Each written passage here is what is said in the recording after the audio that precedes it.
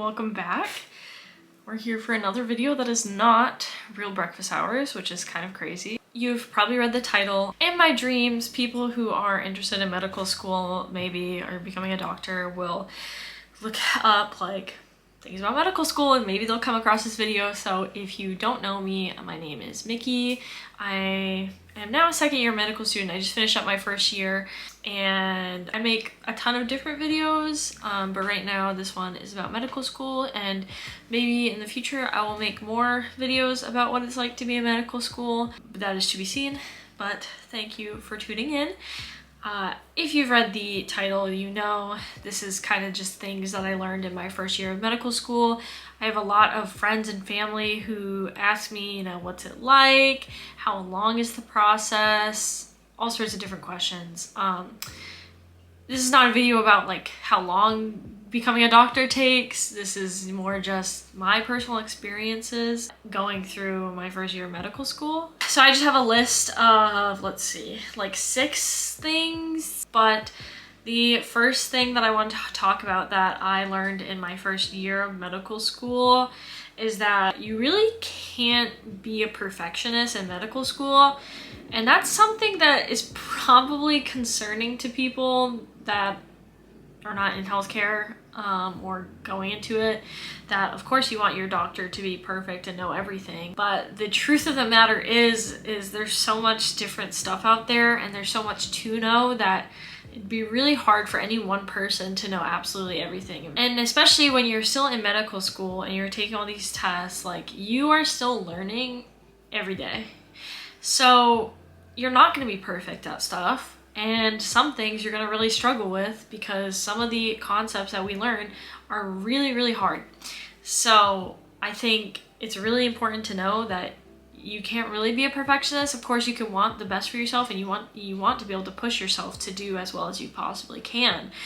But you really can't get stuck on, oh, I need to get 100s or I need to get A's all the time, because I just don't think it's a realistic thought. And especially in the first few weeks, few months even of medical school, you're really adjusting to the whole process and learning, kind of relearning how to learn, because it's so different than everything else.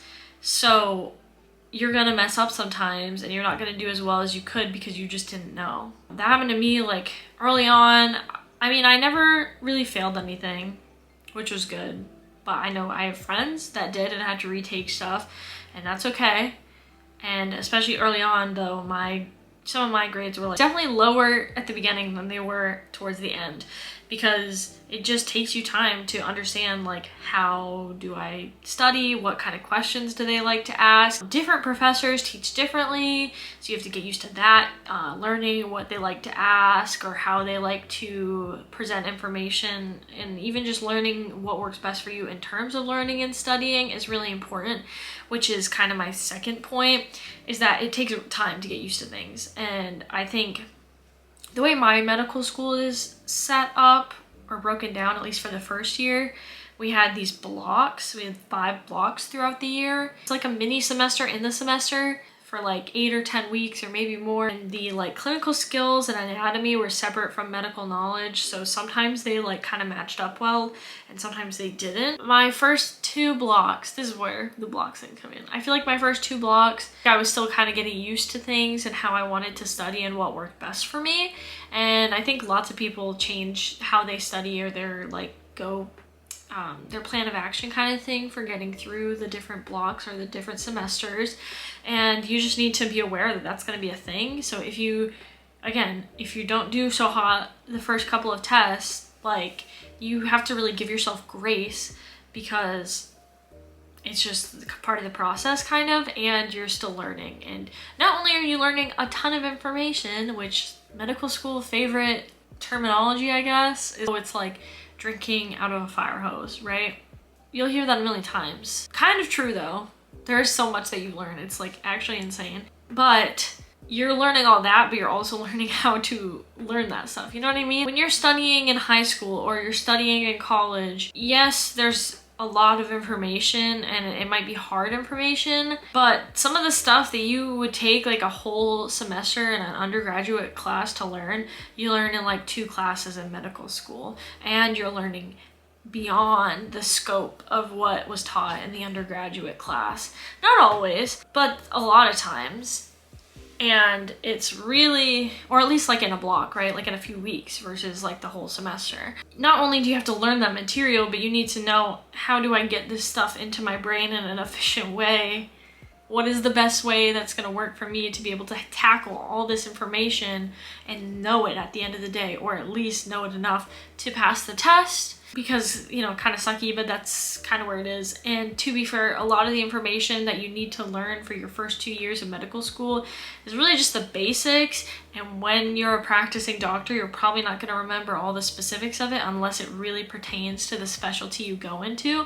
But they just need to know that you can have a baseline knowledge of these things, or that you can understand them before you go on to actually take care of patients. But there's good chunks of it that are not going to actually be that important when you're practicing, if that makes sense. So those are kind of the first 2 points. Do poorly on some tests. Like, you really just have to give yourself some grace, take a step back, make sure you're practicing self-care, and just look at, you know, what can I do better next time? What worked, what didn't work? And again, like, it takes time to get used to things. And it's a lot to learn, which is another one of my points, is that you will learn so much in medical school. Actually insane. Like, sometimes, I don't know if you've ever experienced this, but I feel like sometimes I can literally feel my brain getting bigger. And obviously my brain is not getting bigger, but it's like you just have so much in it that you're like, oh my God. And I think about me who was starting medical school versus me who is now starting second year in like a month. I just learned so many things. Like, I can't even express to you how, you know, all those like big brain memes, that's kind of what it feels like. I'm like, there's so much floating around in here, and like, to the normal person or to anyone else who knows me, like, they don't even realize how many things I learned in 1 year. And not only that, because it's medical knowledge stuff, but it's also the physical skills. At least I go to a DO school, which is this doctor of osteopathy, which is a way more hands-on approach to medicine. So we learn what's called osteopathic manipulative medicine. It's really cool. If you have a chance to look into it, I would. There was a lot of hands-on stuff for me. Like, it's really weird to go from never touching someone in a professional manner of like medicine. You like mess around with your friends, right? And kind of bump into each other and all that stuff. That's kind of like the extent of how you touch other humans.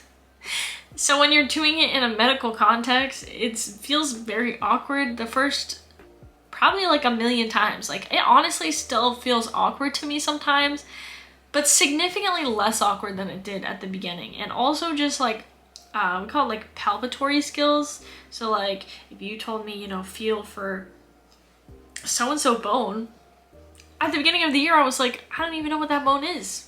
Or at least like, I don't know where to find that, or maybe I do know where to find it, but I don't know what it feels like, and I don't know if I'm feeling it, or like a tendon, or like a vein. Like, I don't know what I'm feeling. And there are some things that is still, you know, kind of hard to figure out and I still struggle with, but I'm still way better than I was in the beginning. So again, you learn so much. It's actually crazy. Another thing that I kind of experience, I don't know if this is so much of a learning thing, I don't know if other people experience this, but I imagine at least some people do. So for me, medical school was super, I guess is, I'm not done yet, is super isolating at times. Honestly, most of the time. We had groups that we were in, which is kind of the only people I ever hung out with, and only really one of those groups I hung out with outside of school ever. A lot of people were roommates, so they had friends through that way, or they would all hang out together. And I would just see on social media all these like really big friend groups of people doing things and hanging out. And for me, I just rarely had that. There were a few times that we hung out, but to me, it kind of felt like a lot of times I was someone who would plan things, or was at least involved in making sure that like we had enough people to do something, and then we would do something. And it was never the kind of thing where someone asked if I wanted to come and then I would go or not go. I don't know what it was like for other people because I didn't live that experience. For me, I live further out from my school than a lot of other people do. A lot of people live right in the town, and I'm more like 30 minutes away from my school, and I also live with my boyfriend, which is amazing and great, and I don't know how I would have gotten through the year without him. But that kind of meant on the, you know, combination of being far away from school, so, you know, when I'm home I don't really want to go back all that way, like towards that area, or necessarily wanting to stay out too late over there because I know I'm gonna have to drive all the way home, plus having my boyfriend with me. So I didn't make friends through like having roommates, and honestly a lot of times, you know, I spend so much time at school that I do want to spend time with my boyfriend, so it's really hard to balance all those things. And for me, it kind of just ended up being that it was a very isolating experience at times. And especially in undergraduate, I was in a sorority, I was an RA my last year, I did theater my last year, I did so many different things I feel like in undergraduate, and I had such a great group of friends that were always right there. And, you know, even if people didn't, I lived on campus all 4 years, but even for my friends who weren't on campus, the apartments that undergraduate students, usually most undergraduate students, lived in were like a walk away. Like they were very close to campus. Plus everyone had cars, so it's even shorter. Probably, you know, if you're in a car, you just drive like 2 minutes and you're there. So I felt like so much more of a sense of community in undergraduate because I did have more of a sense of community, and I did have more really close friends and people that I saw very regularly, not in an academic context. In medical school, most of my experiences with my peers, my friends, usually was in an academic context. There was a few in like my CBL group, which is case-based learning. So that group I saw probably the most, and so we would sometimes do things out of class and like hang out and stuff, and that was fun. But really those were like some of the only people that I did that with, and overall it was a very isolating experience for me. And from that, I will say another thing that I really had to get used to and I struggled with was the sense of FOMO, which is fear of missing out. And I had this not only for people in my medical school class and seeing all of them hang out and have these really big friend groups and looking like they're having a really great time outside of class, but also for my friends in my undergraduate college and my sorority, because, you know, of course I still follow all of them on Instagram and Facebook, and I follow the sorority page on Instagram, and I see all these fun things, and they were all still hanging out together, and I'm 2 hours, maybe more away, and I'm feeling isolated at my school. So the FOMO was really something I had to deal with, and also just missing my undergraduate in general. And I guess I've heard from some people that like they did not miss their undergraduate at all. They like, it sounds like they hated it, and I guess to each your own. But for me, it was a really great experience, and I still miss it to this day. And I met Mike there, so I just had a really amazing time in college. So I really miss it, and I especially missed it in the first few, I mean honestly the first semester of medical school. I feel like I was still missing it probably like really hard and strong up until like maybe October, November, maybe even December. Like it really was like the whole first semester of medical school. I really desperately missed my undergraduate college and all my friends from there, and just having that experience. Because obviously, like I said, medical school is so different than anything else probably anywhere. I mean, I don't know. And so FOMO is like a big thing, and you would think, you know, I'm in medical school, I'm a little older, maybe I'm a little more mature, so maybe I won't experience that. But that's not true. You will. If you're anything like me, I don't know, I'm super sentimental, I'm a very emotional person. To me, the FOMO was a big thing that I struggled with, and there were times that I would get really sad and I would complain or cry to Mike, not necessarily because of the FOMO from undergrad, but a lot of times the FOMO from my current like peers in medical school, and from feeling like I didn't really have any close friends, and that's hard. So it's just something to maybe be aware of. You might not experience it as much if you do room with other students, or maybe if you live closer to campus and you get more involved. I did get more involved my second semester on campus, so I think it did diminish a little bit, but it's something I still struggle with from time to time, and I think that's probably always going to be a thing for me, at least because we live further away. There's so much to balance in medical school, and if you have a partner or if your family's not that far away, that's something you have to balance. Making friends and having out of school experiences, having extracurricular kind of experiences, and getting like research, volunteering, that sort of stuff, and then school and studying. And on top of that, did you notice there's one thing I didn't really say? If you didn't, you're probably like me and you forget it a lot. Self-care. Self-care is so important, you guys. But it's super easy to get behind on self-care. At least for me, I've always been the type of person who I throw myself into things, and for me, I'm not good at making time for self-care. But here's the thing. You can't work 100% of the time, and you can't give your all 100% of the time, and you certainly can't give your all 100% of your time if you're not taking time to take care of yourself. So you need to watch out for your mental health. You need to take breaks. And that is something that you need to like get in your head really fast, because a lot of medical students, you know, a lot of us I think are kind of the perfectionist type, maybe type A, not all, but there's like a good chance that you might be. And it's super easy to just like run ourselves down to the bone and not focus on self-care and think, well, I need to be studying 100% of the time or I'm gonna fail or I'm gonna get behind, blah, blah, blah. But that's not true.